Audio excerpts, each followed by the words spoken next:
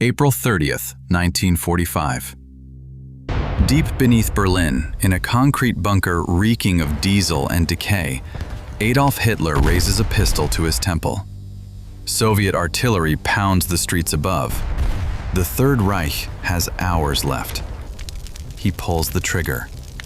His body is burned in a shell crater. The war is over. Or was it? What if, in those final chaotic hours, a different plan was already in motion? One that didn't end in a bunker, but began there.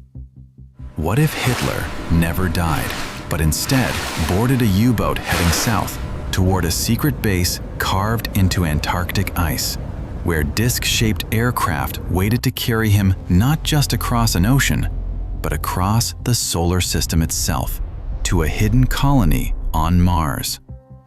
It sounds insane, but here's the thing. Some of the details behind this story are not fiction, and a few of them are genuinely hard to explain. So let's follow it, all the way to the end. The roots don't start with spaceships. They start with doubt, and a very human refusal to accept a simple ending.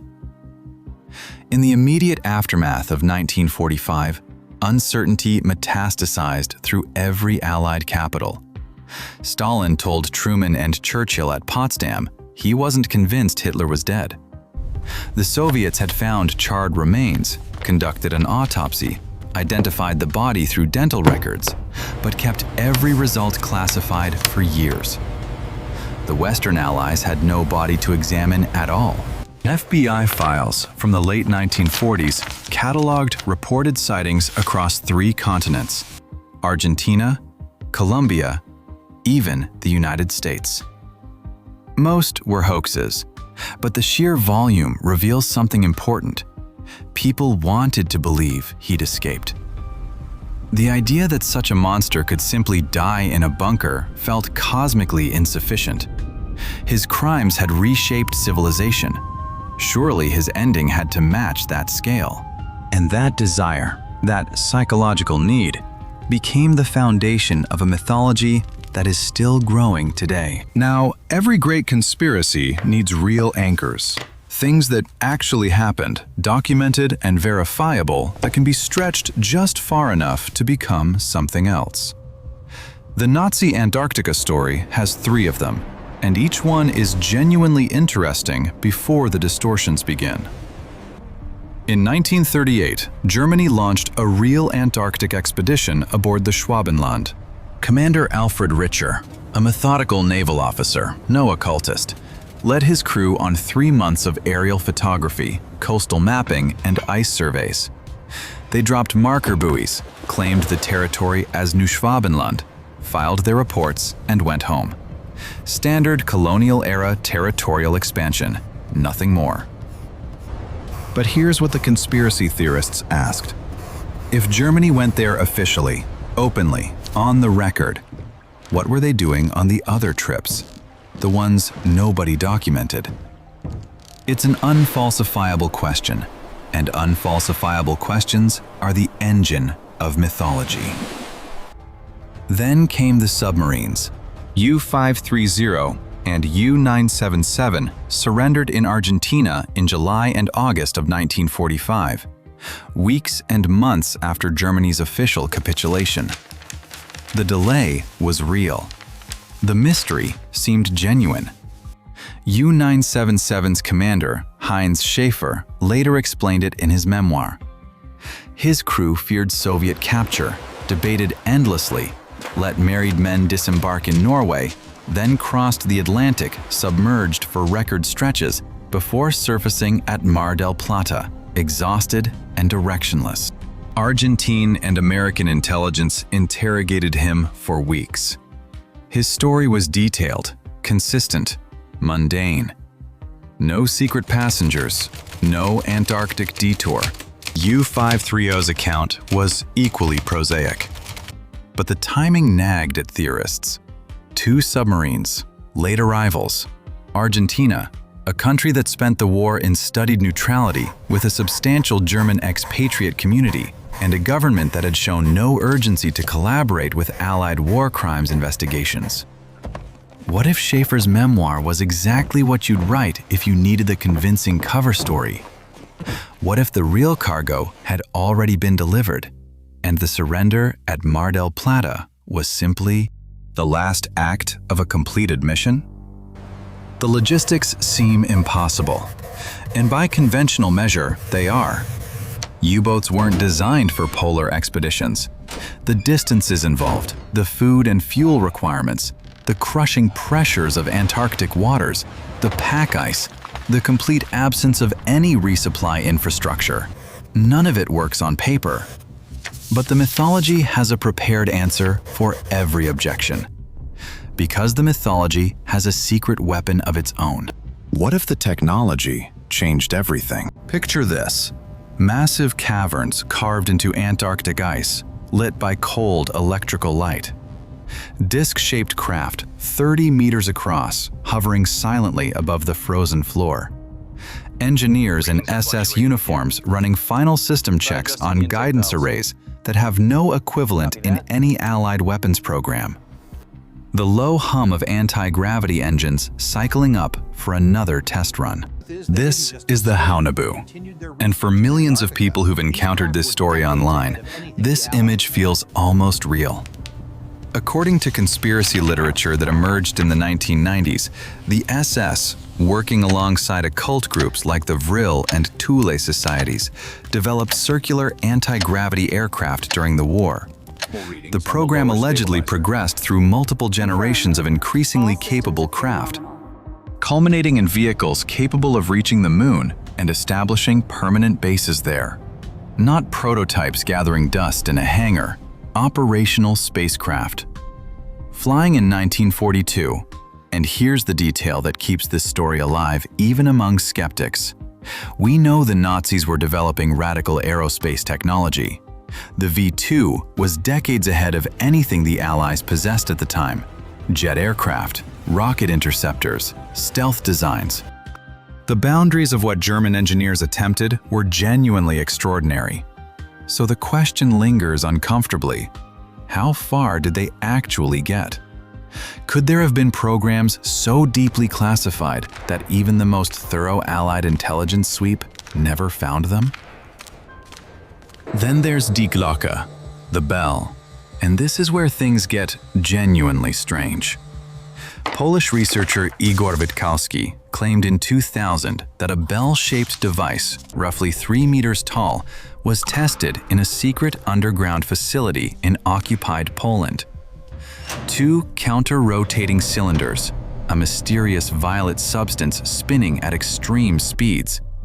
Reported effects: anti-gravity fields, possible distortion of local time, radiation deaths among the scientists who worked closest to it.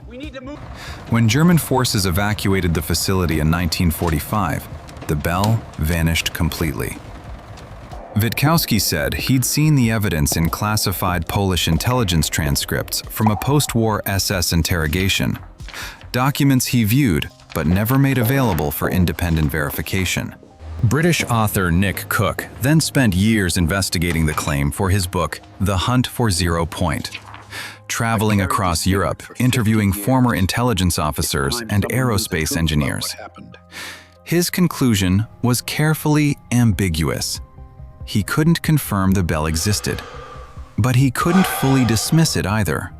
And in the years since, a cascade of declassified Pentagon UAP files has renewed serious interest in exactly this kind of question. In 2023, a former U.S. intelligence official testified before Congress that the government had retrieved materials from craft of non-human origin. That testimony remains unverified and deeply contested, but it keeps a door open that mainstream science insists should be closed. And open doors are all mythology needs to survive. The man who synthesized all of this into a complete alternate history was Vladimir Terziski, a Bulgarian-born engineer who throughout the 1990s gave lectures of staggering ambition and almost total fabrication. Nazis on the Moon in 1942, a permanent lunar base constructed during the war's bloodiest years. Mars colonies. Hitler himself evacuated via Antarctica, ruling the Fourth Reich from another planet while the world celebrated his death. Terziski had photographs, grainy, ambiguous images he claimed were from secret Nazi space missions. He had documents, technical specifications, organizational charts detailing the command structure of the extraterrestrial Reich. His presentations were polished, confident, internally consistent in the way that well-constructed fiction always is. They spread on VHS tapes through networks of true believers, then migrated to early internet forums, then to YouTube, accumulating millions of views across successive generations of platforms. And here's the uncomfortable truth about why they spread. The story is good. It has a monster, a secret, a cover-up spanning decades, and an ending that refuses to close. It's structured exactly like the mystery documentaries that dominate streaming platforms today, because it was built on the same psychological instincts, just aimed at fabrication instead of fact. Virtually everything Terziski presented was invented or distorted beyond recognition. The photographs were forgeries or images stripped of their original context. The documents were unverifiable or demonstrably false. The physics were nonsense arranged in a convincing costume.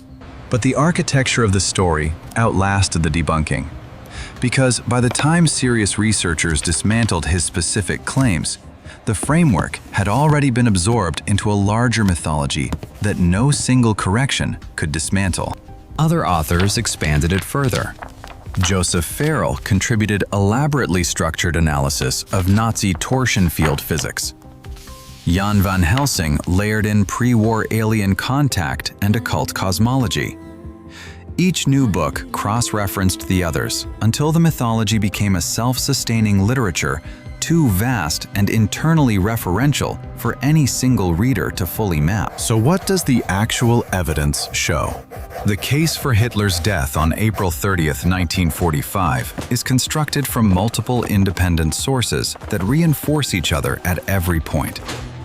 His personal valet, Heinz Linge, described carrying the body wrapped in a blanket through the bunker corridor and up the stairs to the garden. His account recorded in granular operational detail. Multiple SS guards witnessed the burning in the shell crater.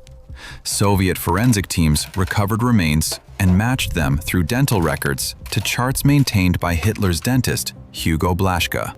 Dental technician Kette Häusermann and assistant Fritz Echtmann were separately shown the recovered teeth and jaw fragments, and independently confirmed the bridge work as their own craftsmanship, work they recognized from years of professional contact. In 2018, French forensic scientists were granted access to the teeth held in Moscow's state archives and conducted modern analysis specifically designed to address lingering authentication questions. Their findings confirmed the remains matched Hitler's known dental profile.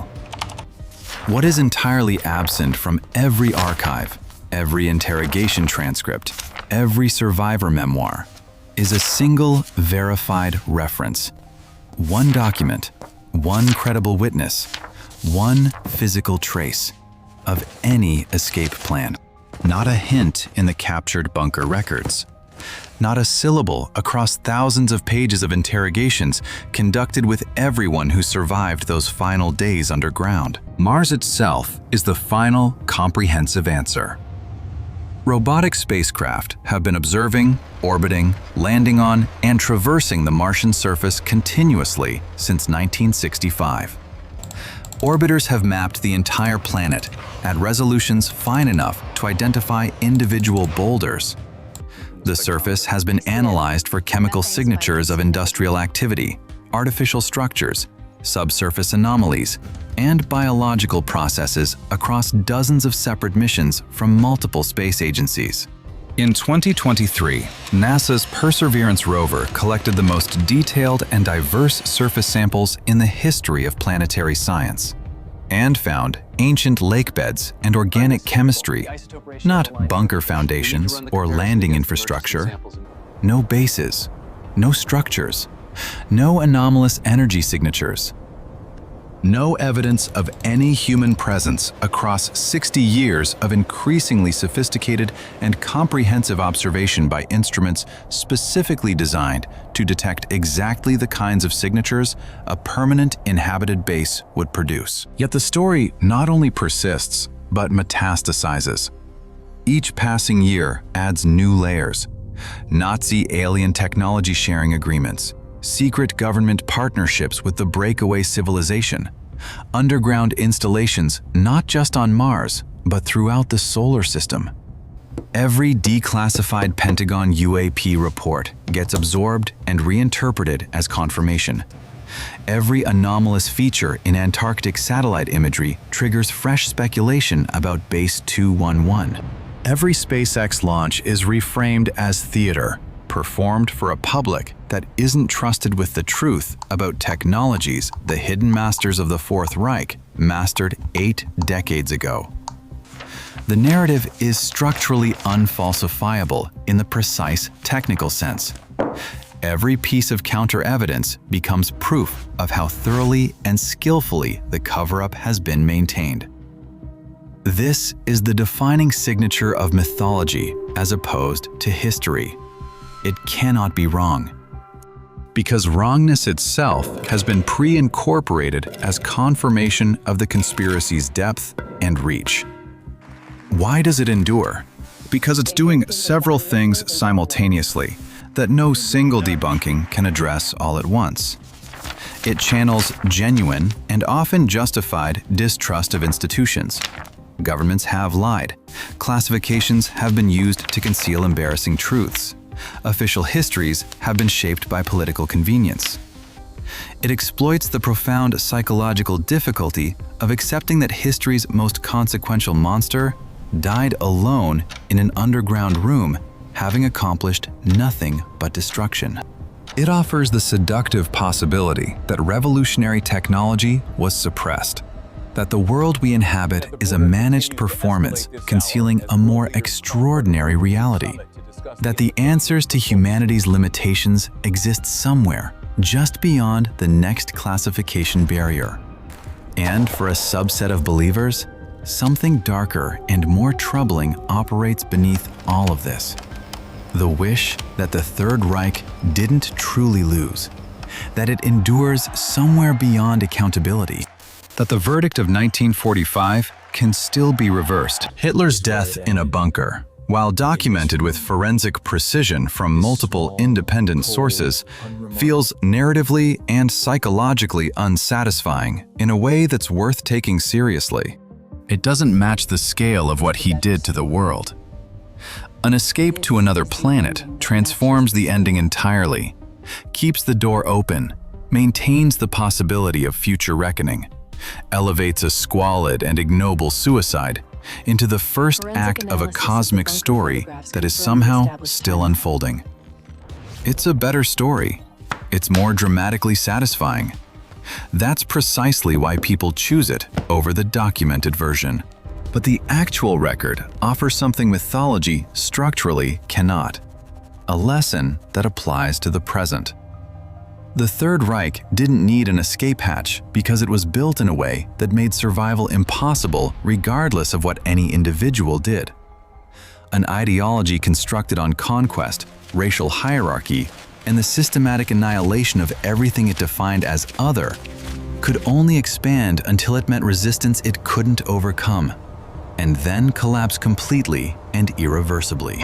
No wonder weapon compensates for fighting the combined industrial output of 3 superpowers simultaneously, while your own cities are being reduced to rubble and your supply lines severed. Fascism destroys itself, and it destroys everything it touches on the way down. There is no secret exit built into that logic, no hidden continuity, no victory concealed behind a cover-up, just Berlin in ruins, the camps, the bodies, and the long, unfinished work of understanding how it happened so that it doesn't happen again. On April 30th, 1945, in a bunker beneath Berlin, Adolf Hitler killed himself. His body was burned, recovered by Soviet troops, and identified through dental records confirmed by forensic analysis as recently as 2018. The Third Reich ended not with a journey to the stars, but in fire and silence and the smell of smoke in a garden crater. And yet, somewhere in the cold mathematics of orbital mechanics, in the silent sweep of rovers across Martian dust, in the high-resolution satellite imagery showing nothing but ancient craters and dried riverbeds stretching to every horizon, the legend still whispers. Not because there's anything there, but because some myths are too perfectly constructed to die, even when confronted with the vast, indifferent silence of space itself.